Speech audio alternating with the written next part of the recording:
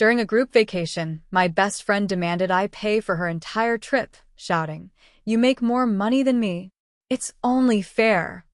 When I refused, she pouted and yelled loud enough for everyone at the pool to hear. Wow, guess money really does make you greedy and ugly. I left to pack my things, only to return and find she had taken my wallet, smiling as she said, "Oops, guess karma's fast today." I should have seen it coming. Looking back, there were signs.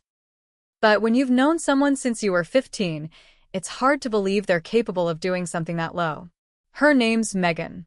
We met in sophomore year at Jefferson High School in Portland.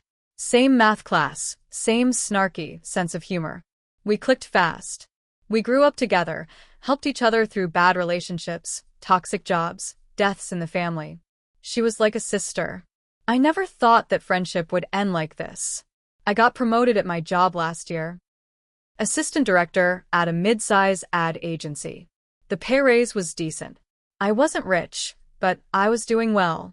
I didn't talk about it much. Megan worked part-time at a dental office. I knew she struggled with money sometimes. I helped her cover rent once when her ex bailed. Never made a big deal about it.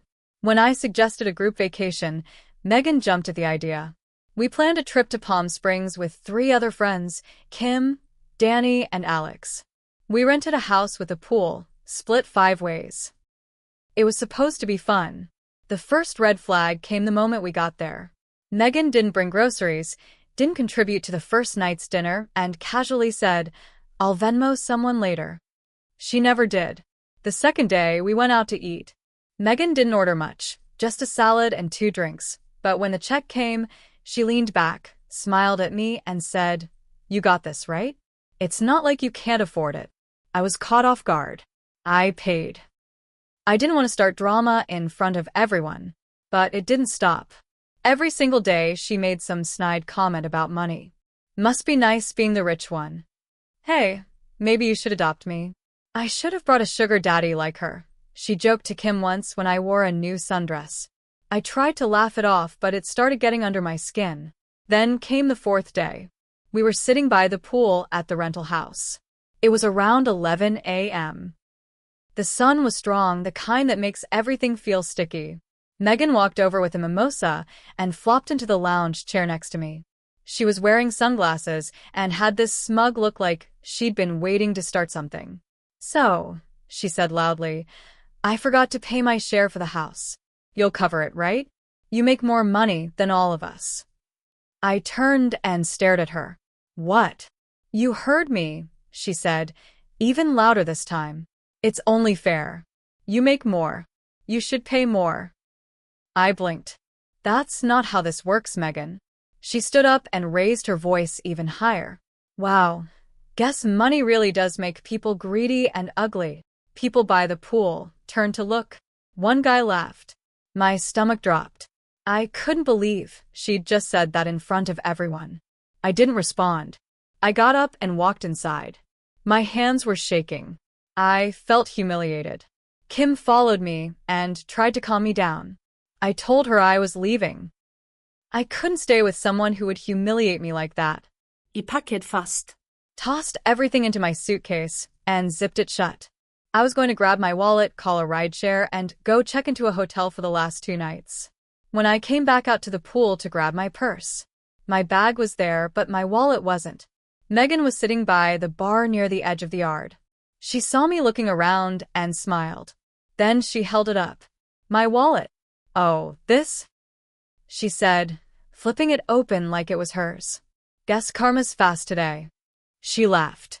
I saw red. I walked straight toward her. My heart was pounding. Not from fear, rage. Real, sharp, full-body rage. I stopped a few feet away and held out my hand. "Give it back," I said. She tilted her head and took a sip of her drink. "Relax. I was just messing around. Don't be so sensitive." "Megan, I'm not joking. Give me my wallet." She laughed and tossed it onto a chair like it was some old napkin. "Jesus, you're so uptight. No wonder you're still single." I snatched it up. Everything was still in there: ID, credit cards, cash. But I couldn't shake the feeling that if I hadn't come back out when I did, she would have taken something. Maybe she already had. I left. Didn't say a word to anyone else. Got a rideshare and checked into a small hotel a few blocks away. It was overpriced and I didn't care. I needed space to think. The more I thought, the angrier I got. She embarrassed me in front of everyone. Took my stuff. And then played it off like I was the problem. No e palegui. Nos jam. Just smugness. I texted Kim later. Asked if she'd seen anything weird. Kim hesitated but finally admitted Megan had been complaining all morning that it wasn't fair that I had more advantages and that I should just be a good friend and cover her. That was her logic. I spent the rest of the trip avoiding everyone. I came home early, but I wasn't done. I didn't want to scream. I didn't want to post her on social media or drag her name through the mud online. I wanted her to feel it. Megan had a dream, one thing she'd talked about nonstop for years. She wanted to start a wellness retreat business and had been slowly building an Instagram page around it, posting yoga poses, beach photos, mindset tips. She even had a GoFundMe link up, asking people to support her future retreat company. And people were donating. A lot. Because Megan had always been good at playing the victim. She'd say things like, "I'm a struggling single woman trying to build a business in a world that favors rich people." And people would believe her, including mutual friends. That's when I started collecting screenshots. Every petty thing she said during the trip. Every joke about money.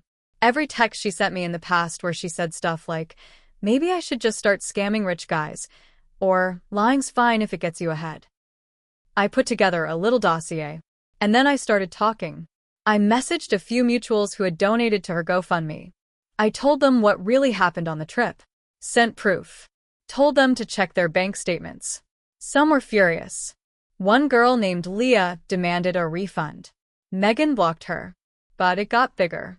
I created a new Instagram account and started tagging Megan's retreat page with clips from the trip. One where she said, "I don't care. She can afford it. That's what money's for." Another where she made a face behind my back after I paid the dinner bill. I didn't say it was me. I didn't need to. She shut down the GoFundMe within a week. Deleted the retreat page 2 days later. But that wasn't the end of it. Because one of the people she scammed worked in HR for the very company Megan had just applied to. A remote admin job she'd been bragging about all year. The HR woman? She followed my burner account. Sent me a DM. "Hey, this about Megan, last name?" "She just interviewed here." I replied, "Yes. Just make sure you know the kind of person she is before you hire her." That was all. Megan didn't get the job. She found out what happened eventually. Started texting me things like, "How could you do this to me?" and "You ruined everything." I ignored her. Then she showed up at my door. She showed up at my door 2 weeks after the trip. It was Saturday afternoon. I'd just come back from getting groceries when I saw her standing outside my apartment building, arms crossed, wearing oversized sunglasses like she was hiding from the world. I considered walking past her, pretending I didn't see her. But she saw me first. "There you are," she said, pulling off the sunglasses. Her eyes were red. She looked tired, but not sorry. "What do you want, Megan?" I said, standing a safe distance back. "You ruined my life," she snapped. "Do you even get that?" I laughed once low. "You stole from me. You humiliated me. You tried to scam people. I didn't ruin anything, you did." "I made one mistake," she shouted. "You didn't have to destroy my career. People think I'm a liar now. I lost half my followers. My ex won't even answer my calls because his sister saw your stupid account." "That's not a mistake, Megan. That's a pattern. You've been playing the victim for years. You just finally got caught." She stepped closer, eyes blazing. "You think you're so much better than me? With your promotion, your condo, your clean little life? You're just a stuck-up bitch who finally found a reason to cut me off." "You gave me the reason," I said flat. She shook her head like she couldn't believe it. "You don't know what it's like. I've had to claw my way through every day while you got everything handed to you." "Nothing was handed to me," I shot back. "I worked, I saved. I stayed up nights, making sure I didn't screw up. You partied, you lied, and you used people. Don't blame me for your choices. She just stood there, shaking. I thought maybe she was going to cry. Instead, she said, "This isn't over." Then she turned and left. I thought that would be the last of it. It wasn't. A week later, I got a call from my company's HR. Someone had sent in an anonymous tip that I was harassing women online, attaching screenshots of the burner Instagram account I used to expose Megan. They didn't accuse me of anything directly, they just asked about it, gave me a chance to explain. I told them the truth. I owned up to the account. I showed them everything Megan did. Even forwarded the messages from the people she scammed. HR closed the case quietly. Said they understood. But that's when I knew Megan was going to keep coming. She couldn't fix her life, so she was going to try to wreck mine. I locked down everything, socials, emails, passwords. Told mutual friends I wasn't talking to her, and neither should they. Then one day, Kim called. "I think you need to see something," she said. It was a screenshot of a Reddit post. Posted to a popular subreddit under a throwaway account. My rich ex-friend sabotaged my business and cost me my dream job because I couldn't afford to split a vacation evenly. Am I the asshole? The post was full of lies. She twisted everything.